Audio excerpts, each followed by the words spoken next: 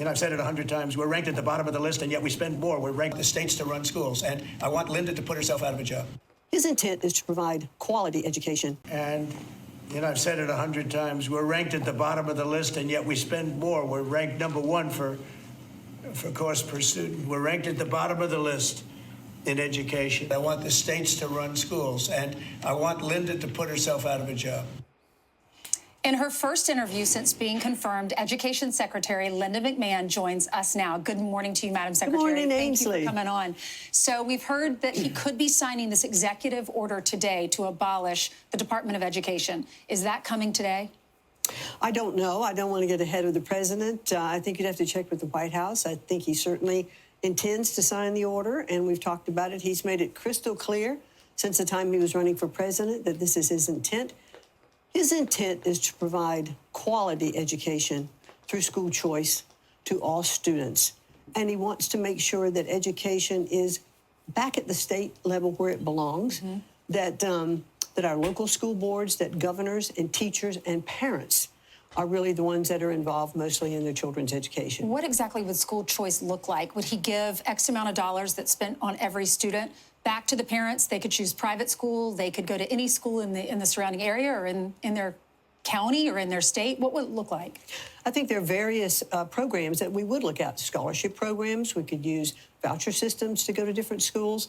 I think there are a lot of ways to provide opportunities to children that are stuck in failing schools. No child should be stuck in a failing school. Do you know for sure he's definitely going to abolish the Department of Education? He's been very clear about that. I mean, he couldn't be any more clear when he said he wants me to put myself out of a job. How did you feel about that? But, well, I think there is definitely a role for education to make sure that as we move education back to the states, that we are providing the tools for the governors, for the teachers, that we can provide them with research to show best practices. Because the president's goal really is to see our scores go up.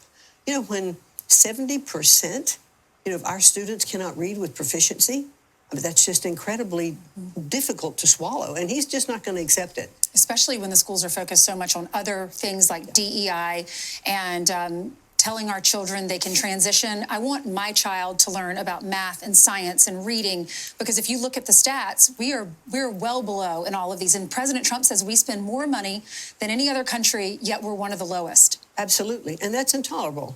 So we really have to make sure that our teachers are focused on teaching basics.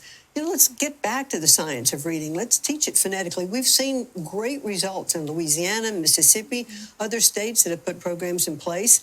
Their scores come up. They're Iowa, rising. Indiana, yes. The president was talking about. Yeah. So if you give this money back to the states, how will you be able to determine what they're teaching, curriculum?